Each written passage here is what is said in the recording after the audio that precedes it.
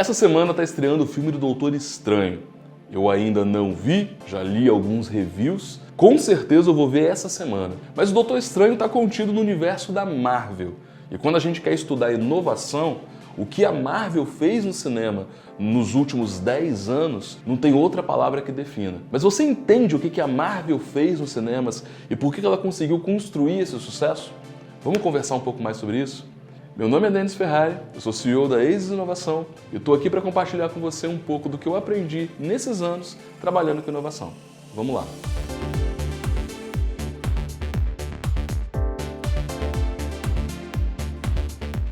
Nos últimos 10 anos, a Marvel tem feito séries no cinema. E isso é importante de você entender, para você entender a estratégia de divulgação dos filmes, de produção dos filmes e de produção do que a gente entende como filme-evento. Uma série tradicional, hoje em dia vai ter ali na casa de mais ou menos 10 episódios, tendo alguns episódios muito bons e geralmente o grande gancho, o episódio final da temporada. Mesmo nas séries mais antigas, em que você tinha 20 episódios, 24 episódios, você tinha uma estrutura muito parecida. Episódios mais simples, mais baratos de serem produzidos, alguns episódios destoam em nível de excelência, seja de produção, seja de história, mas o grande evento é sempre o final da temporada. A pergunta que fica é, e se fosse possível fazer uma série em que as pessoas fossem assistir a cada episódio no cinema e você faturar por episódio milhões, ao invés de você faturar com anúncios na TV? Parece bobeira, mas a premissa que a Marvel fez, a experimentação que a Marvel fez, foi basicamente desenvolver séries no cinema, aonde cada filme é um episódio de uma grande série. Nenhum dos filmes individuais da Marvel são excelentes em termos de roteiro, produção. Cá entre nós, eles são até esquecíveis. Vai olhar lá o primeiro Thor, vai olhar Homem de Ferro 3, né? São filmes que eles cumprem a tabela, eles fazem a história andar, mas eles não são filmes excelentes em si mesmos. Porém, se você entende que cada filme faz parte de uma história maior, você não quer perder um episódio. A história vai continuar, inclusive de um filme anterior que pode não ter nada a ver com aquele filme que você está vendo, mas faz parte de uma história maior, de um contexto maior, faz parte da temporada. Então, mesmo esse filme não sendo um filme excelente, você vai ver, porque você quer entender a história como um todo, mesmo que aquele episódio em si possa ser um pouco mais fraco. Eu não estou dizendo que todos os filmes da Marvel são fracos, mas na média eles não são grandes obras cinematográficas. Você tem inúmeros filmes melhor do que os filmes de herói. Só que como esses filmes são apontados para um nicho específico, ele acaba tocando o coração da gente que lia quadrinhos e agora está vendo em tela uma coisa que a gente nunca imaginou que ia ver. A gente está no melhor momento do mundo para ser nerd e gostar de quadrinhos. Entendendo os filmes da Marvel como uma grande série, você entende algumas estratégias. Primeiro, cada produção pode ser mais simples, mais concisa, ainda assim ela se paga e gera lucro, e a cena pós-créditos que você tem no filme é basicamente as cenas dos próximos episódios que você tinha nas séries antigas.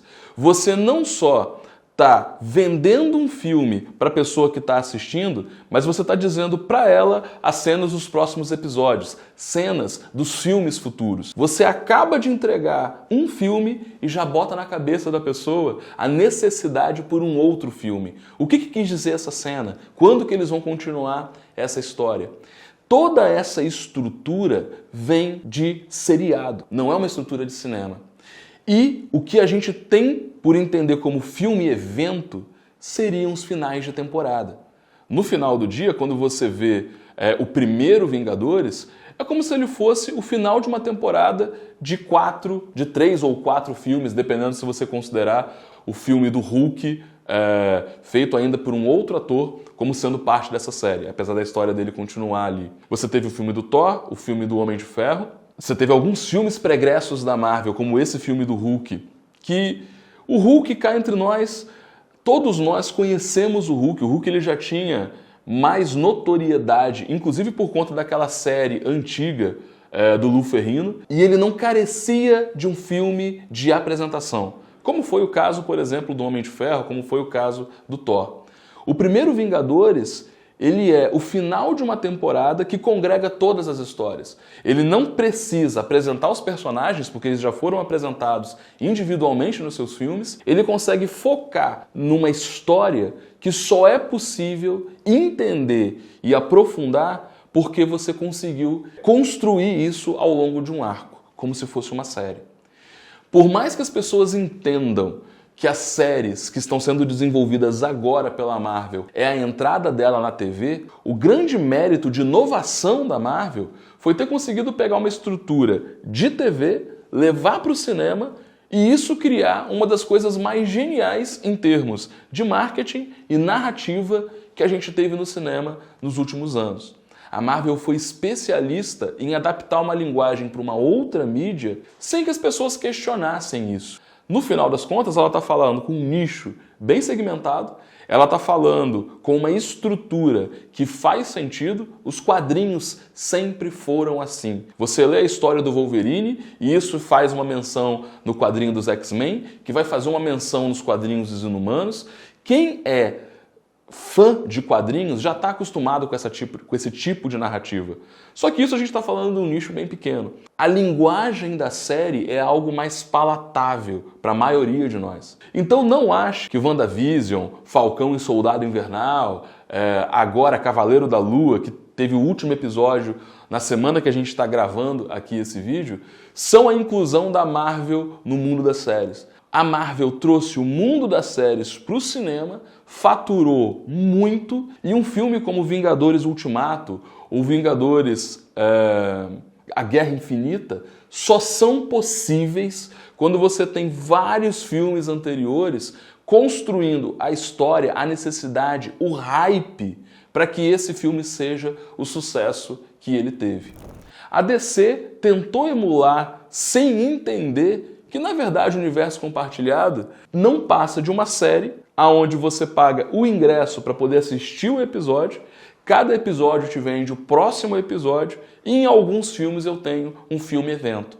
Algo que só vai fazer sentido pela grandiosidade e orçamento uma vez que você entende isso como um único arco, uma vez que você entende isso como uma única história. Faz muito sentido você entender que inovação, muitas vezes, não está necessariamente em fazer algo novo, mas pegar algo que já existe e trazer para um local de forma diferente. Pegar uma estrutura narrativa de série e trazer para o cinema de uma maneira que ninguém percebeu. A gente consumiu os filmes, a gente caiu nas armadilhas de marketing e a gente vibra a cada filme evento. O filme que está estreando essa semana, Doutor Estranho no Multiverso da Loucura, assim como o Homem-Aranha Sem Volta para Casa, eles inauguram um novo formato de cross-mídia. Porque além deles considerarem os filmes da Marvel, o Homem-Aranha já considerou, aqui é importante colocar alerta de spoiler, o Homem-Aranha já considerou, inclusive, os filmes feitos antes da era Marvel na história do Homem-Aranha. Ou seja, você agora está fazendo referências para filmes de outras produtoras, de outros diretores e continuando aquelas trajetórias. Porque no final do dia você já entendeu que é tudo uma história só. Agora, o Doutor Estranho no Multiverso da Loucura continua as histórias desse universo complexo e gigante que foi construído, só que fazendo uma coisa que a Marvel até então não tinha feito. A narrativa cruzada com o seu streaming da Disney+. O Doutor Estranho no Multiverso da Loucura vai fazer referências à série da WandaVision, que desenvolveu a personagem Feiticeira Escarlate numa mídia diferente, e se você viu, você vai entender aonde que a história dela começa do filme. Se você não viu, talvez você não aproveite toda a experiência. Isso vai dar certo? Isso vai dar errado? Não sei. O bom da inovação é que a gente sabe como é que começa, mas a gente não sabe como termina.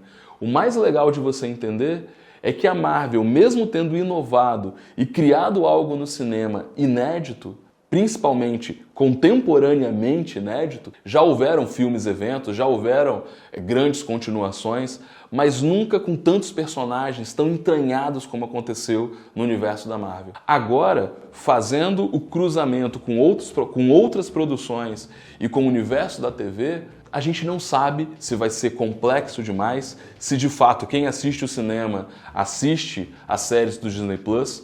Nem a gente sabe, nem eles sabem. Vamos ver um pouco mais pra frente como é que vai ser o sucesso desse universo. Fez sentido esse conteúdo para você? Entendeu que a inovação pode ser trazer uma coisa de um lugar para outro? Deixa os seus comentários aí e a gente se vê no próximo vídeo.